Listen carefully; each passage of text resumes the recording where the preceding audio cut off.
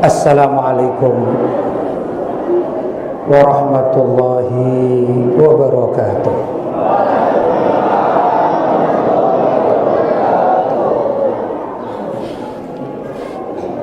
Alhamdulillah,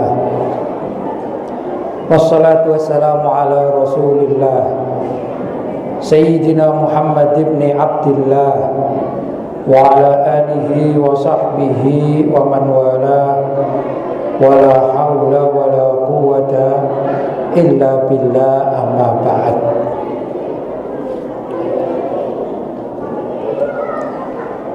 Hadratul mukarramin, ma'asyiral ulama al-fudala, ma'asyiral asatidha al-kurama, bapak-bapak, ibu-ibu, hadirin hadirat yang dirahmati oleh Allah. Terlebih pengurus atau takmir Masjid Raudhatul Jannah yang kita cintai dan kita sayangi.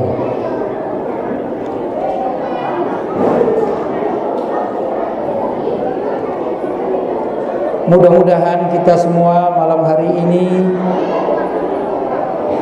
mendapatkan keberkahan dari Allah Subhanahu wa taala.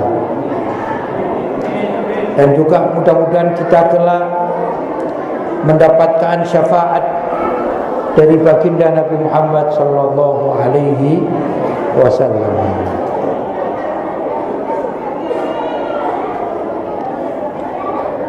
Bapak-bapak, ibu-ibu yang dirahmati oleh Allah, satu tema yang sebenarnya cukup berat untuk disampaikan, terutama malam hari ini juga kita memperingati peristiwa Isra dan Mi'raj Nabi Muhammad sallallahu alaihi wasallam. Temanya berat, medan dan lapangannya juga berat.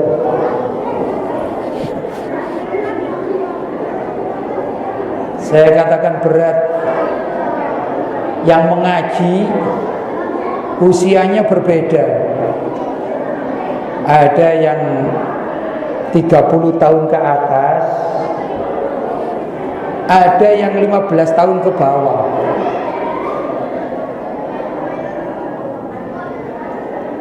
Jadi kalau menggabungkan antara dua komunitas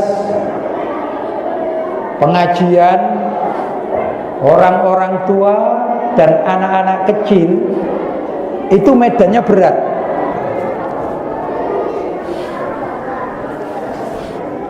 Ada yang hadir bapak-bapak, ada yang hadir juga ibu-ibu.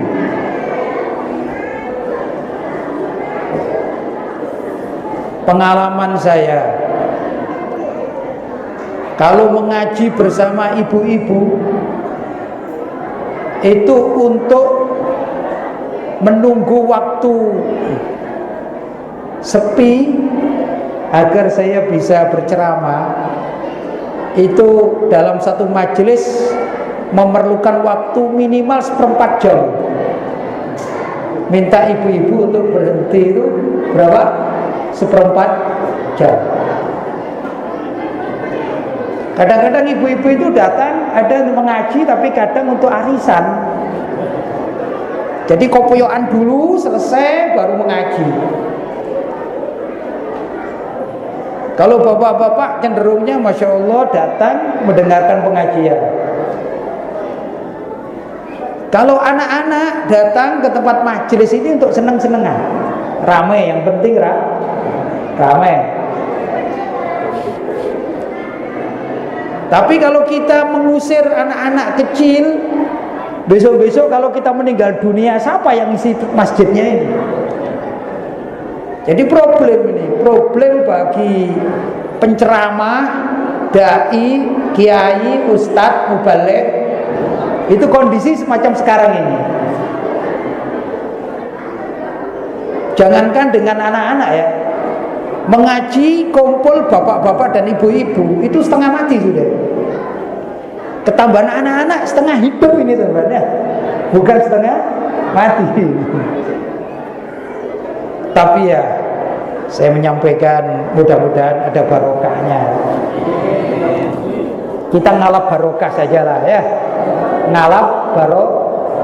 Barokahnya Isra dan Mi'raj. Jadi mohon maaf kepada Bapak Takmir atau Ketua Takmir Masjid atau bagian apa ini keagamaannya, kalau mungkin nanti temanya ini bleset Pak, nggak cocok gitu ya, misalnya begitu, saya mohon maaf yang sebesar-besarnya. Dan juga saya mohon maaf, ini termasuk bisa dikatakan stamina saya sudah hampir akhir ini, hampir sedikit punah. Karena 2 minggu yang lalu saya dari Malang ke Surabaya naik pesawat ke Pineng, Pulau Pineng, Malaysia. Di sana 4 hari, kemudian pindah ke Malaka. Di Malaka 4-5 hari, pindah ke Johor. Johor 3 hari, nyebrang ke sini. Sekarang kalau tidak salah ini hitungan keempat ya, hari keempat. Insya Allah mudah-mudahan masih diberi kesehatan, nanti rencana jadwal pulang hari Jumat baru pulang. Ini sudah hampir habis suaranya ini.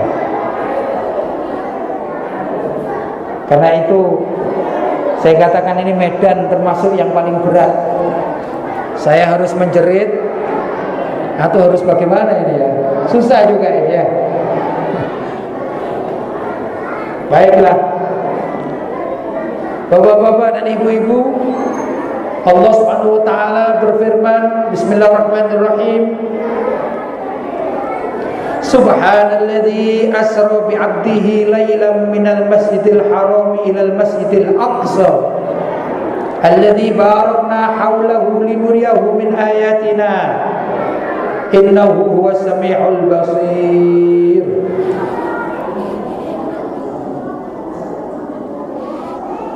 Yang artinya Maha suci Allah yang telah mengisrohkan hambanya, yaitu Nabi Muhammad Sallallahu Alaihi Wasallam, lailan, dalam satu malam, dari Masjidil Haram menuju Masjidil Aqsa yang diberkahi sekelilingnya, demi untuk menampakkan tanda-tanda kebesaran Allah. Sesungguhnya Allah itu Maha mendengar lagi Maha melihat. Bapak-bapak dan ibu-ibu, tema yang diberikan adalah bagaimana kita bisa menggunakan sholat sebagai landasan hidup, sebagai kepentingan dan kebutuhan hidup. Sebagaimana yang sudah dimaklumi bahwasanya perintah sholat itu datangnya tatkala Nabi Muhammad SAW di Isra dan Mi'rajkan.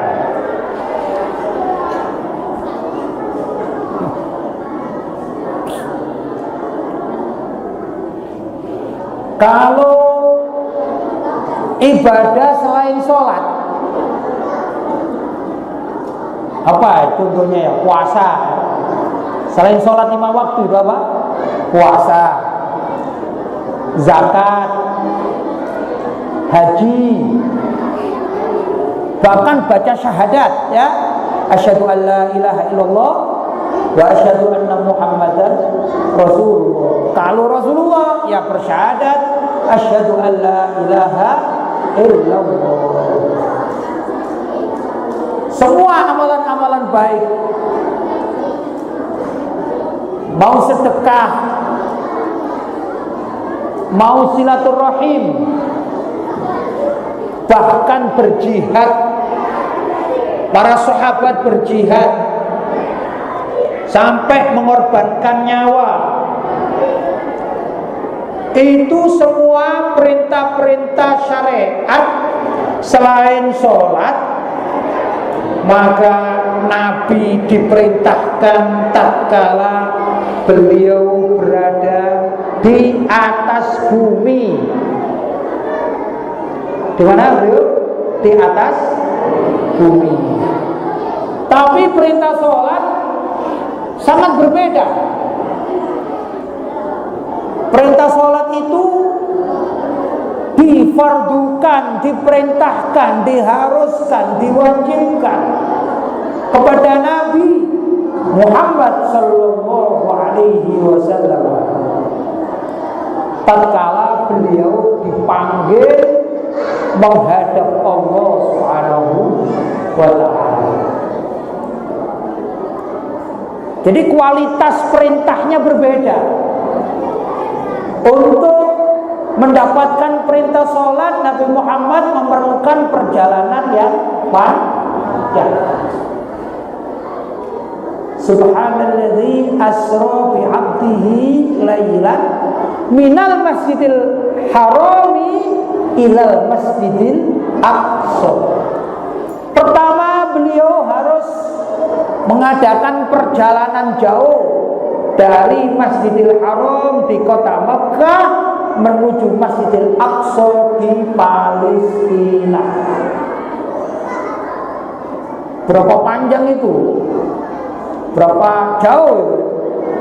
Kalau saya lebih memudahkan barangkali perjalanannya, kalau naik pesawat sekarang itu antara Batam dengan Malang. Ya, kalau naik pesawat bisa ditempuh sekitar 2 jam barangkali begitu. Ya. Berapa jam? 2 jam pesawat. Kalau jalan kaki berapa jam itu? Berbulan-bulan. Jadi untuk menerima perintah sholat, Nabi itu dipanggil, datang. Ibarat seseorang akan mendapatkan pangkat. Orang Batam akan naik pangkat, orang pegawai negeri di Batam akan mendapatkan kenaikan pangkat. Syaratnya harus tanda tangan dulu ke Jakarta. Gimana ini? Jauh enggak? Jauh.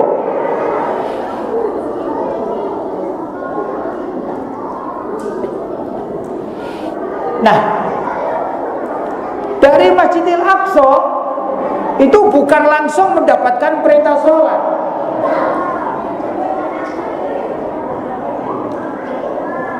Kalau Nabi Musa alaihissalam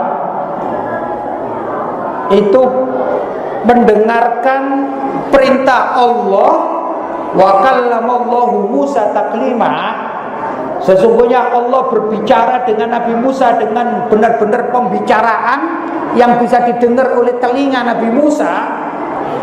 Itu Nabi Musa juga memerlukan perjuangan. Pertama, beliau harus pergi meninggalkan kaumnya, kemudian naik gunung yang namanya Tur Sina. Tur Sina, Jabal Sina. Bahasa Indonesianya Tur Sina. Tatkala beliau berada di atas bukit, maka disitulah Allah mengajak berbicara Nabi Musa. Dan Nabi Musa diperintahkan dengan syariatnya Nabi Musa alaihissalam. Syariatnya Nabi Musa itu ada yang dikenal dengan istilah 10 perintah Tuhan. Kalau dalam bahasa film, bahasa Inggris namanya The Ten Commandment, ya. Ada dulu film ya, The Ten Commandment, 10 rekomendasi atau perintah Tuhan. Itu Nabi Musa mendapatkan perintah dari Allah. Tatkala diajak berbicara, yaitu Nabi Musa harus naik gunung terlebih dahulu. Orang naik gunung ini secara umum berat atau ringan? Berat. Secara umum dikatakan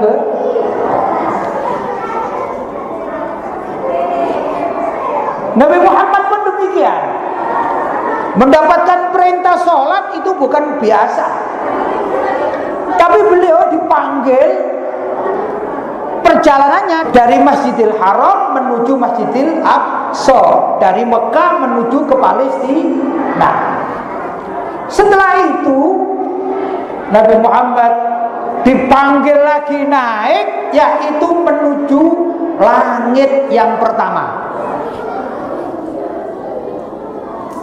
Langit yang pertama namanya Sama'ud Dunya, langit yang kelihatan dari dunia. Kalau malam hari ini kita keluar di tanah lapang, kita melihat ke langit, maka di sana kalau tidak mendung, ada apa? Ada bintang gemintang, ada rembulan. Yang paling jauh ya, bintang gemintang dikatakan planet-planet yang bercahaya.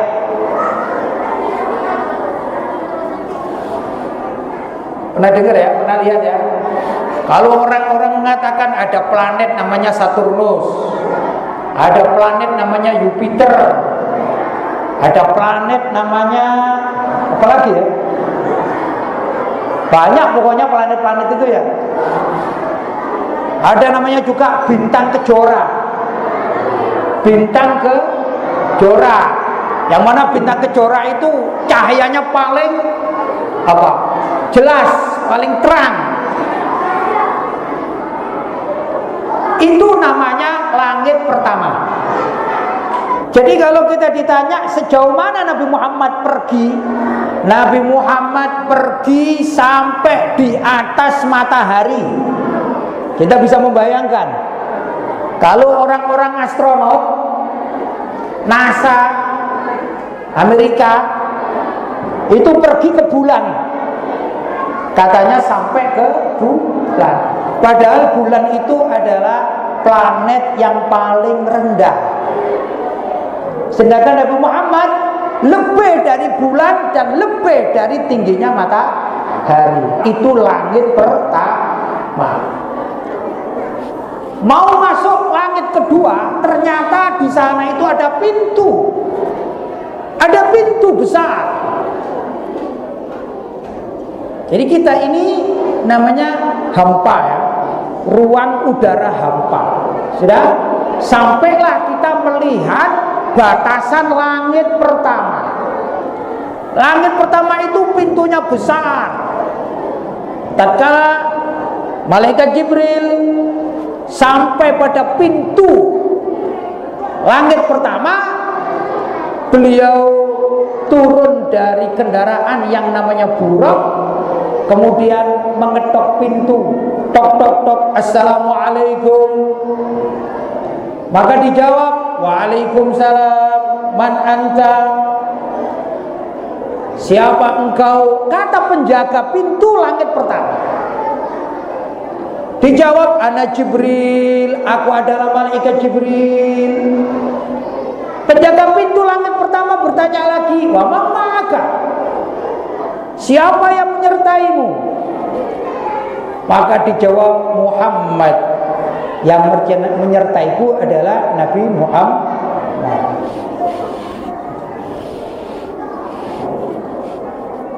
Nah, itu langit pertama. Beliau masuk, ternyata menemui seorang ya, yang di situ dikerumuni oleh orang lain, banyak masyarakat. Ada yang duduk sebelah kanan, ada yang duduk sebelah kiri. Yang duduk sebelah kanan ini wajahnya berseri-seri, pakaiannya putih-putih. Sedangkan yang duduk di sebelah kiri wajahnya muram durja. Tatkala ditanya, Malaikat Jibril oleh Nabi Muhammad, ya Jibril, man hadza? Hai Jibril, itu siapa yang duduk? Maka dijawab, hadza abuka Adam, itu adalah ayahmu Nabi Adam alaihi salam di langit pertama. Kau lihat ya Muhammad, kalau Adam ini menoleh ke arah kanan, beliau tersenyum karena melihat umatnya ini yang berada di kanan adalah min ahlil jannah, ashabul yamin, orang-orang ahli kanan, ya, yang mereka ini adalah calon penduduk surga. Kalau beliau nengok ke kiri, beliau sedih, menangis. Kenapa? Karena melihat umatnya min ahlin nar. Kenapa? Dari umatnya yang calon masuk neraka karena banyak maksiat. Juga ada bukan sekedar maksiat, tapi anak cucu Nabi Adam itu ada yang menjadi kafir. Menjadi kafir. Kafir apa non muslim?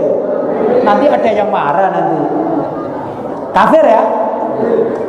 Jadi anak cucunya Nabi Adam ada yang muslim min ahlil jannah, ada yang kafir, dan ada yang muslim tapi masih perlu masuk neraka terlebih dahulu.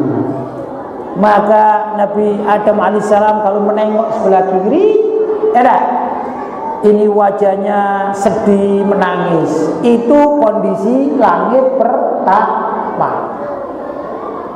Jauh ya berarti ya langit pertama itu. Jauh nggak perjalanannya? Di atas matahari. Lanjut, Nabi Muhammad lanjut naik ke langit kedua. Kemudian juga menemui beberapa nabi yang ada di langit kedua. Lanjut lagi naik ke langit ketiga yang jaraknya sama ini. Jaraknya ini seperti loteng ini ya. Loteng kan begitu kan biasanya di rumah ini. Kalau misalnya loteng ini umumnya berapa ya? Tingkat ketiga, tingkat pertama itu 3 meter biasanya ya. Maka tingkat kedua juga 3 meter kan gitu kan. Tingkat keempat 3 meter umum kan ya, sama. Demikian juga langit. Langit pertama sejauh mata memandang. Langit kedua juga sejauh mata memandang. Terus pada saat masuk ke langit ke-6, maka Nabi Muhammad melihat ada satu pohon, namanya pohon sidr. Bahasa Indonesianya pohon bidara. Beliau melihat pohon bidara itu akarnya ada di langit ke-6. Pohonnya besar menjulang tinggi sampai menembus langit ke-7. Ya. Langit ke berapa? Ke-7 itu gini ya, 7 ya. Gini ya, 7. Ya. Kalau bahasa Arab gini 7 ya. Gitu ya. Ini bahasa Arab 7 begini. Langit ke-7 bahasa Arab ini. Kan begini. Loh. Jangan ditakwili macam-macam loh ya.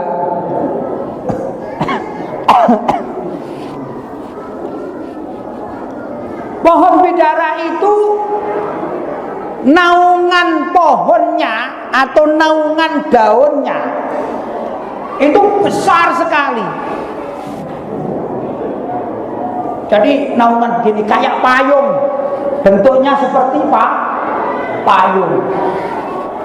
Jadi kalau saya gambarkan, misalnya ini daun ya, nah ini payung ini, nah ini ya, ini apa namanya, pohonnya, kayunya, sudah, kayunya itu begini, sudah, ya, nah ini namanya rindangnya, itu antara pokok, antara kayu yang sudah menempel sambung dengan dedaunan, sudah, apa ini pangkal ya, itu kalau kita tengok berjalan terus sampai ujung dedaunan yang melingkar ini kayak payung itu, paling pojoknya, paling ujungnya besar sekali.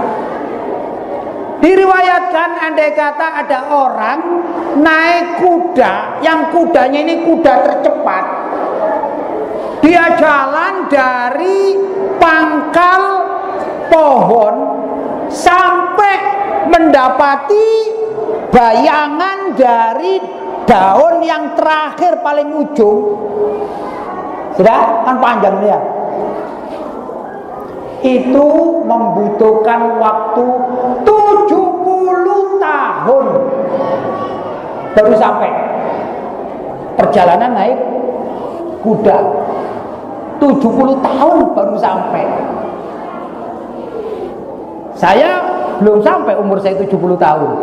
Saya baru berapa ini ya? 34 mungkin ya.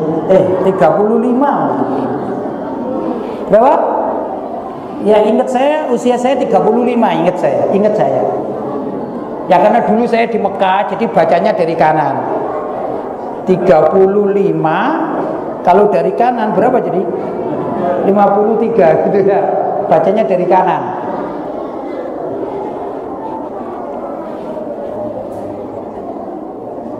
Ini ada sedikit anekdot dan tidak tegang ini. Anak-anak sudah mulai alhamdulillah sedikit diam ini. Dulu saya punya kawan ini, orang Arab. Kemudian dia ke Indonesia, belajar bahasa Indonesia, bagus ya, bisa. Subhanallah, namanya orang. Akhirnya dia ini jualan sarung, Pak. Jualan sarung. Jual sarung. Kemudian sarung itu diberi tulisan, ya. Dijamin tidak luntur. Dijamin tidak luntur. Dia jual. Kemudian ada yang beli. Tuan, saya mau beli ini, sarungnya bagus ini ya. Iya ini coraknya bagus, warna-warni. Wah, saya senang ini karena sarungnya ini dijamin tidak luntur. Akhirnya beli. Sudah setelah beli dibawa pulang, dipakai sehari karena sudah dianggap kotor, esok dicuci, baru dimasukkan air hangat, luntur, Pak. Luntur. Wah, marah yang beli ini. Yang beli marah. Sudah, luntur itu kain yang sarung luntur dibawa sama dia ya. Jadi warnanya itu merah, kuning, hijau, putih, ada semuanya ya. Luntur. Dia datang sama penjualnya ini, yang warga Arab yang belajar bahasa Indonesia ini. Tuan ini kalau jualan kok menipu? Siapa bilang aku menipu? Aku tidak menipu. Iya, tuan jualan kan ini ada tulisannya dijamin tidak luntur gitu. Oh, kamu salah. Saya kan orang Arab. Saya kalau baca dari kanan, jadi luntur tidak dijamin. Luntur tidak dijamin. Kalau kamu orang Indonesia bacanya dijamin tidak luntur. Saya orang Arab, bacanya dari kanan, luntur tidak dijamin. Ya, lanjut. Akhirnya Nabi Muhammad SAW diajak jalan, sampailah yang namanya ke atas apa itu? Pohon bidara yang paling ujung atas, maka itu dinamakan Sidratul Muntaha. Sidratul Muntaha. Apa arti Sidratul Muntaha? Yaitu pohon bidara yang paling atas. Nabi Muhammad sebagai seorang manusia kecil, sedangkan ini besar sekali namanya pohon tersebut. Maka Nabi Muhammad turun di situ, ditemani malaikat Jibril. Kemudian malaikat Jibril juga dalam riwayatnya mengikat tali buruk di satu tangkai. Kemudian beliau berdua turun istirahat. Mungkin ya kalau bahasa kita, kalau kita naik kendaraan sampai suatu tempat maka di sana ada lapangan parkir, barangkali begitu ya. Sudah berhenti. Lantas Allah Subhanahu wa taala perintah agar Nabi Muhammad lebih naik lagi daripada Sidratul Muntaha. Bapak-bapak dan ibu-ibu yang dirahmati oleh Allah, begitu Nabi Muhammad mendengarkan perintah Allah agar Nabi Muhammad naik lagi, maka malaikat Jibril mengatakan, ya Rasulullah, hakmu dan kewajibanmu untuk naik lagi. Maka Rasulullah bertanya, ya Jibril, apakah engkau tidak ikut? Dijawab, enggak, aku tidak boleh ikut. Itu adalah kehormatanmu, nilai kehormatanmu. Engkau diperintahkan untuk naik lebih tinggi lagi. Kata Rasulullah, wahai Jibril, waktu aku tidur di kamarku engkau bangunkan, kemudian kau ajak ke Masjidil Haram. Dari Masjidil Haram engkau ajak, engkau temani ke Masjidil Aqsa di Palestina. Habis itu engkau ajak aku naik ke langit pertama dengan berbagai macam peristiwa. Banyak peristiwanya ya. Sampai langit kedua, demikian juga engkau setia menemaniku. Terus ketiga, keempat, kelima, keenam, engkau terus menemaniku. Sekarang sudah di langit ketujuh, sudah akhir dari ketinggian langit. Kenapa engkau nggak mau menemaniku?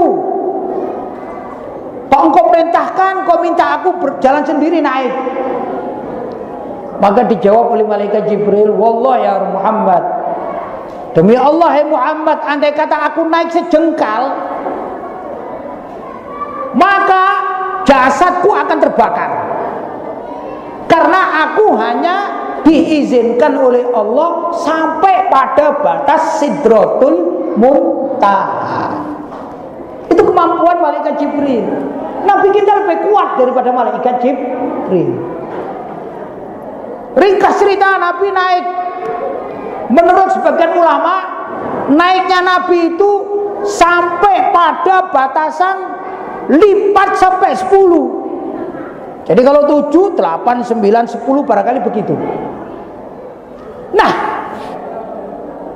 setiap tingkatan itu dibalut oleh cahaya sebanyak 70 lipat cahaya setiap tingkatan. Jadi naik lagi Nabi Muhammad SAW dari salah satu tingkatan di atas Sidratul Muntaha. Itu ada yang namanya Lauhul Mahfuz. Pernah dengarkan Lauhul Mahfuz? Di situ Nabi Muhammad melihat ada seorang laki-laki yang tampan bercahaya, pakaiannya bersih. Maka Nabi Muhammad berprasangka baik, tapi menduga-duga jangan-jangan itu malaikat. Kemudian Nabi Muhammad menemui lelaki itu dan ditanya, apakah engkau malaikat? Lah, bukan, saya ini manusia biasa. Kata orang tersebut, aku adalah salah satu dari umatmu. Hanya saja lisanku ini tatkala aku hidup di dunia tidak pernah lepas dari zikir pada Allah. Rabban min zikrillah, terus bahasa karena zikir kepada Allah tanpa henti-henti, sehingga diberi apa? Kemuliaan bisa di atas langit, bahkan di atas Sidratul Muntaha. Itu sebagian riwayat mengatakan demikian. Kemudian Nabi diperintahkan lebih naik lagi, lebih naik lagi, sampai kata sebagian para ulama ada satu tingkatan yang namanya mustawa. Lah, banyak sebenarnya riwayat banyak ya, tapi saya merangkum gitu ya, lebih mudah saya rangkum. Kemudian di mustawa itu Nabi diberi tempat duduk yang warnanya agak hijau. Ini warnanya apa ini? Hijau ini ya. Warnanya yang saya duduk ini hijau. Tapi bukan ini kursinya, ya bukan. Ini kursi apa ini? Kalau ini kursi masjid, kursi RT, kursi presiden, kursi apa ini? Ya kursi, yang penting kursi beli ya. Nabi Muhammad didudukkan atau dipersiapkan sebuah kursi yang menurut sebagian riwayat dikatakan warnanya kehijauan. Maka Nabi Muhammad di situ naik sedikit. Di sana ada suatu kerajaan yang namanya Arsy. Namanya apa? Arsy.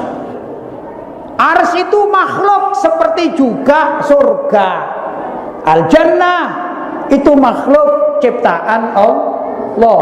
Arsy juga satu tempat itu yang bisa dikatakan kerajaan. Ya, kerajaan Allah, sama juga ada neraka, ada surga, ada lauhul mahfuz, ya ada mustawa, ada arsy. Ya? Nabi Muhammad berada di bawah arsy. Kemudian di situ ada satu tempat yang Nabi Muhammad tidak diperkenankan untuk naik lagi karena memang tidak mampu. Kalau naik bisa terbakar seperti malaikat Jibril tadi. Maka Nabi Muhammad di satu tempat, disitulah Nabi Muhammad mendapatkan perintah sholat, bisa berkomunikasi dan bertemu dengan Allah. Bukan berarti Allah duduk di kursi di arsy atau di langit, bukan. Seperti tatkala Allah berbicara dengan Nabi Musa alaihissalam, ya, apakah Allah juga duduk di gunung? Enggak kan? Hanya kemampuan Nabi Musa itu hanya sampai di gunung atau atas gunung, kemudian mendengarkan firman Allah. Sedangkan malaikat Jibril kemampuan terakhir batasnya adalah Sidratul Muntaha. Kemudian kemampuan Rasulullah Shallallahu Alaihi Wasallam yaitu berada di bawah kerajaan Arsy. Paham ya? Sekarang kita bicara kerajaan. Kalau di Indonesia ini tidak ada kerajaan. Kalau di Malaysia tetangga kita ada kerajaan ya, kesultanan, kan gitu kan. Di Indonesia ada masih, di Solo ada kesultanan, di mana lagi ya, di Ternate ada kesultanan, walaupun sudah tidak dimanfaatkan di dalam pemerintahan ya, tapi namanya ada kesultanan. Saya gambarkan sekarang, ini masjid, saya anggap masjid ini adalah sebuah istana. Saya gambarkan begitu ya. Saya adalah raja, bapak-bapak dan ibu-ibu saya anggap adalah rakyat.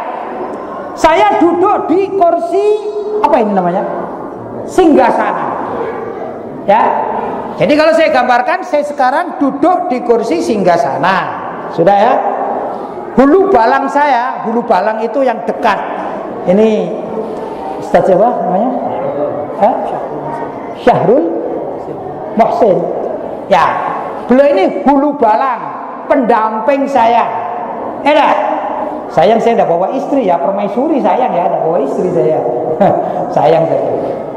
Bapak-bapak dan ibu-ibu itu namanya rakyat. Sudah? Sedangkan bangunan ini, masjid ini saya anggap kerajaan. Saya rajanya. Pertanyaan sekarang. Kalau saya lapar, kemudian saya pergi ke rumah makan Minang atau Padang, apakah saya masih namanya raja?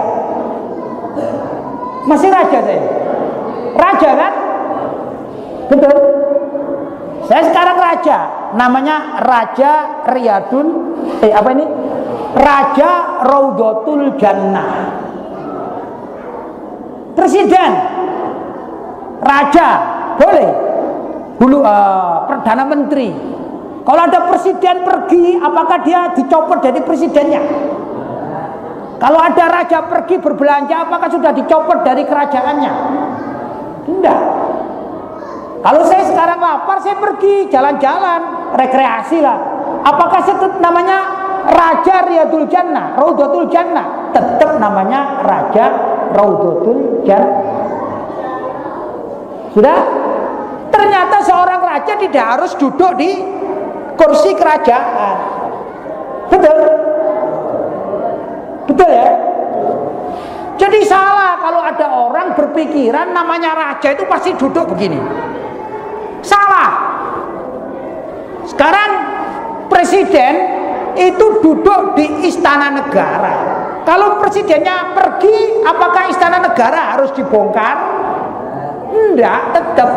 Presidennya ganti, apakah istana negara juga harus dibongkar? Enggak, tetap saja istana negara, ya enggak? Dan raja presiden tidak harus duduk di kursinya. Paham? Paham ya? Yang namanya raja kerajaan itu menguasai. Jadi ini paham ya?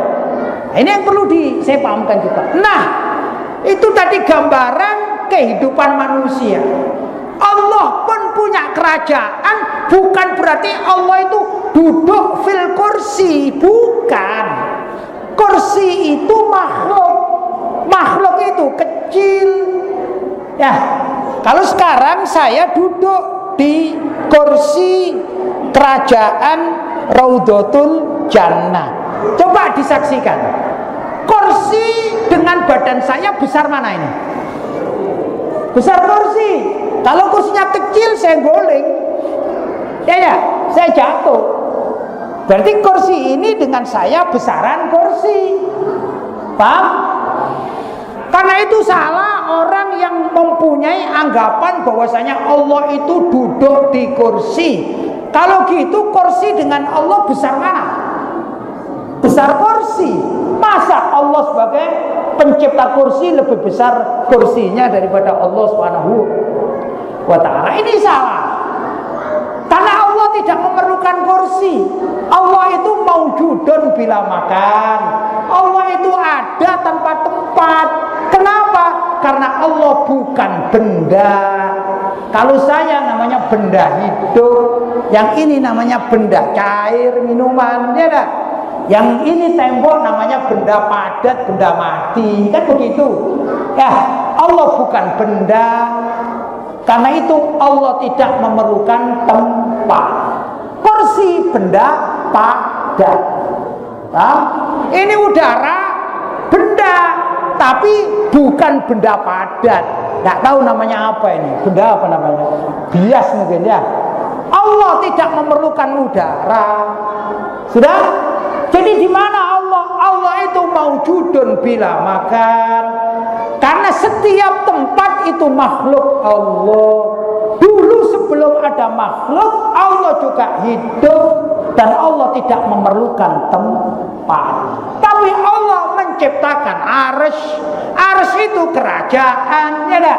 Siapa yang menempati tidak diterangkan. Siapa yang menempati? Ada malaikat-malaikat penjaganya. Itu suatu kekuasaan. Nabi Muhammad diisrokan dan dimi'rajkan.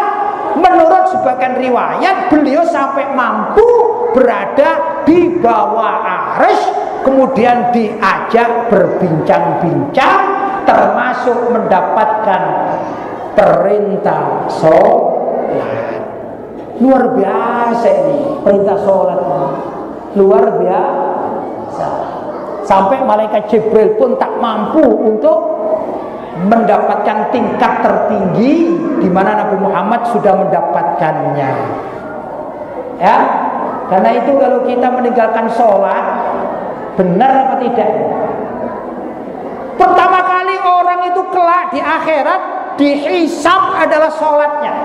Kalau sholatnya bagus, sholatnya utuh, maka insya Allah semua kesalahan-kesalahannya akan diampuni. Semua amal ibadahnya akan diterima asalkan sholatnya benar.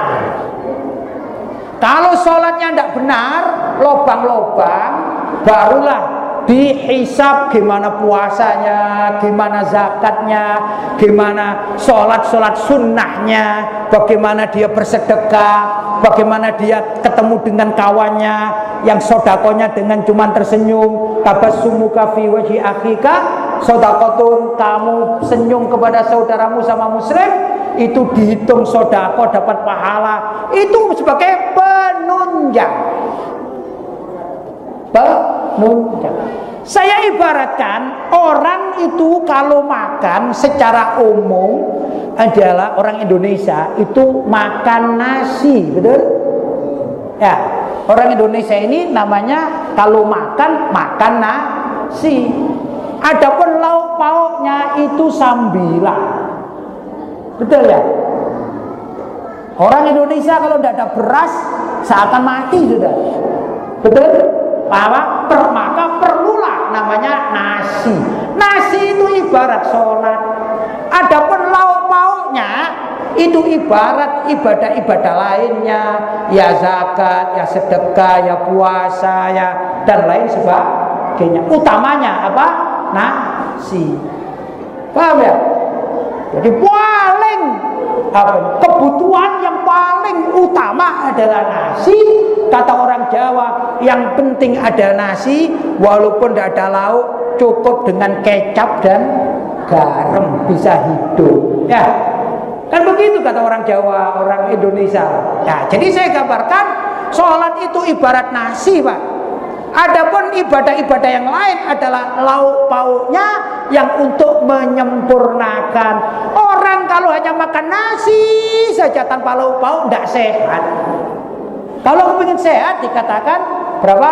4 sehat 5 sempurna. Itu dimakan semuanya maka menjadi sehat. Seorang yang ingin ibadah kepada Allah, kepingin diterima ibadahnya, maka di samping sholat juga harus mengerjakan yang sunnah. Maka sunnah itu ibarat 5 sempurna. Jelas ya? Nah, bapak-bapak dan ibu-ibu yang dirahmati oleh Allah SWT, kalau Nabi kita dipanggil oleh Allah Mi'raj menghadap Allah SWT dengan ketinggian yang sangat luar biasa, maka mi'rajnya muslim, seorang muslim adalah as-salat. As-salatu mi'rajul muslim. Kita bisa melakukan mi'raj, ya dah, Isra Mi'raj maksudnya itu kalau kita aktif sholat. Kalau kita benar sholatnya, maka sholat kita ini ibarat kita sudah Isra dan Mi'raj. Hanya saja kalau Nabi Muhammad SAW Isra dan Mi'rajnya itu ruhan wa jasadan, roh dan jasadnya. Kalau kita yang sholat cuman rohnya saja yang menghadap kepada Allah Subhanahu wa ta'ala. Karena itu marilah kita giatkan sholat kita, ya.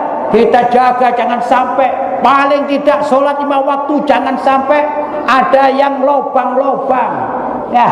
Kecuali ibu-ibu tatkala uzur, ibu-ibu datang bulan itu sudah dimaklumi. Tapi kalau tidak datang bulan jangan sampai ditunda-tunda. Misalnya, wah ini sudah waktunya mandi tapi males lah, saya tambah 2 hari lagi nanti biar dapat diskon, ya tidak boleh ditunda-tunda, ya tidak boleh ditunda-tunda. Maka wajib melakukan sholat 5 waktu yang telah ditetapkan oleh Allah Subhanahu wa ta'ala. Bapak-bapak dan ibu-ibu yang dirahmati oleh Allah Subhanahu wa ta'ala, barangkali itu sedikit yang dapat saya sampaikan. Mohon maaf yang sebesar-besarnya. Sebenarnya ingin banyak yang mau disampaikan, tapi ya banyak kendala juga. Di samping suara saya semakin lemah, dan mulai tadi sampai sekarang juga masih ada hiburan suara anak-anak ini, ya. Tapi mudah-mudahan dengan sedikit membahas sholat ini kita bisa membawa pulang dan kita semangat lagi sholat kita, terutama berjamaah di masjid ini. Mudah-mudahan semakin ramai, ya. Kalau kita ingin sholat kita diterima, maka orang yang ahli sholat berjamaah itu lebih mudah diterima oleh Allah daripada orang yang sholat fardunya sendirian. Orang salat fardu sendirian itu boleh menurut mazhab Syafi'i, tapi rawan untuk ditolak. Maksudnya tidak diterima oleh Allah SWT. Tapi kalau sholat berjamaah, maka insya Allah lebih mudah untuk diterima. Menurut para ulama, kalau ada orang sholat berjamaah satu tempat ini misalnya, kemudian ada satu makmum, dia tidak khusyuk, dia sholat pikirannya ke bisnis, sholat Allahu Akbar, ya Allah kok ada bel bunyi, jangan-jangan ini pelangganku ini telepon ini, ya ada begitu? Ada kan ya biasanya ya? Ya Allah nanti saya makan saya gimana, ini ketinggalan di kantor, kemana-mana ini. Tapi dia berjamaah, maka yang tidak khusyuk itu ditolong oleh orang-orang yang berjamaahnya ada yang khusyuk. Paham? Andai kata di situ ada yang khusyuk, maka tertolong orang tersebut. Jadi oleh Allah SWT tetap diberi pahala yang sama. Kalau Allah bagi-bagi pahala, misalnya bagi-bagi duit, ya misalnya ini pahala namanya duit, duitnya 100 juta, yang jadi makmum 10 orang, sama imamnya 10 orang, ya maka Allah menurunkan setiap orang berapa tadi? 10 juta, 10 juta, 10 juta, termasuk yang gak khusyuk ini, karena tertolong. Itu begitu menurut para ulama. Enak gak Pak? Enak. Kalau sholat sendirian, Allahu Akbar, ya Allah ingat sambal tempe, sudah hilang nih. Ya, wah ini sholat kok ingatnya sambal tempe, sudah gak diterima, repot kita. Perlu khusyuk, Allahu Akbar, perlu khusyuk kalau sendirian. Tapi kalau berjamaah, maka jamaah itu akan menolong orang-orang yang tidak khusyuk. Terus pertanyaan lagi, gimana kalau 9 orang dari 10 berjamaah dengan imamnya, ya 9 orang tidak ada yang khusyuk Pak, gimana ini katanya? Maka ditanggung oleh imamnya, ditanggung oleh imamnya. Jadi Allah tetap memberikan 100 juta dibagi rata. Ini kalau berjamaah. Problem lagi, gimana kalau imamnya juga nggak khusyuk? Imamnya gak khusyuk. Kata imam begini, saya baru beli sandal, harganya 300.000, mahal ini. Allahu Akbar. Waduh lupa tadi gak ditaruh di tempatnya, kira-kira hilang dah ini, kata imamnya, ya. Makmumnya ikut Allahu Akbar. Katanya yang ada makmum ibu-ibu, gimana nasiku gosong apa enggak gosong, yang satu begitu ya. Pokoknya semuanya ini berpikir macam-macam. Kata para ulama, tetap bisyarafil jamaah, dengan kemuliaan sholat jamaah, maka Allah tetap berkenan membagikan pahala yang saya gambarkan. Uang 100 juta tetap diberi 10 jutaan karena kemuliaan berjamaah. Luar biasa. Jadi salah kalau kita mengandalkan sholat sendirian. Kadang-kadang ada orang ini mengandalkan sholat sendirian. Aku kalau berjamaah ada khusyuk, kalau sholat sendirian luar biasa khusyuk. Allahu Akbar, khusyuk. Dulu Sayyidina Ali sebagai penutup cerita ini, Sayyidina Ali bin Abi Thalib pernah terjadi. Suatu saat Nabi Muhammad itu menurut sebagian riwayat, beliau mengumumkan, wahai para sahabat, aku kepingin mengadakan lomba sholat khusyuk-khusyukan. Yang paling khusyuk aku beri hadiah. Hadiahnya adalah sorban, misalnya sorban saya ini, ya. Sudah. Wah, akhirnya fulan sahabat ini daftar, ya Rasulullah saya daftar. Sudah. Setiap orang sholat 1 rakaat, ini sholat sunnah, Allahu Akbar. Ada yang gatel gini-gini kan, aduh kok gatel, batal dia. Kenapa batal? Tidak bisa ya Rasulullah, saya sholat ada semut ke sini terpaksa saya gini, jadi saya nggak khusyuk katanya, ya saya nggak khusyuk. Sudah fulan sholat Allahu Akbar, ingat tadi itu sandalnya, wah dapat sorbannya harganya 100.000, sandal saya 300.000, wah rugi nih katanya, hitung-hitungan. Sampailah Sayyidina Ali bin Abi Thalib, ya luar biasa, beliau adalah orang yang khusyuk, beliau adalah orang yang terkenal alim, luar biasa mulia. apalagi menantu Nabi, ya nak. Pokoknya luar biasa si Ali bin Abi Thalib itu. Salat, Allahu Akbar, sudah masih ingat Allah. Allahu Akbar, Allahu Akbar. Begitu at-tahiyatul mubarakatus shalawatut thayyibatu lillah. Dia ingat kira-kira sorban mana yang akan diberikan padaku. Sorban mana yang akan diberikan padaku. Begitu assalamualaikum, assalamualaikum, sudah ditanya, hai Ali, sudahkah kau sholat khusyuk? Belum ya Rasulullah. Loh kenapa? Waktu aku tahiyat aku ingat serban. Engkau kan akan memberi yang ini, kotak-kotak ini, padahal aku kepingin yang hijau lurus-lurus. Hilang jadi khusyuknya. Ya, itu sulitnya kalau sholat sendirian. Bahkan Sayyidina Ali pun merasa tidak mampu untuk sholat khusyuk. Karena itu marilah kita aktif sholat berjamaah. Bapak-bapak dan ibu-ibu, mudah-mudahan apa yang saya sampaikan ini ada manfaatnya. Kalau ada hal-hal yang kurang tepat, saya mohon maaf yang sebesar-besarnya. Hadza ma aqulu lakum wal 'afwu minkum wassalamu alaikum warahmatullahi wabarakatuh.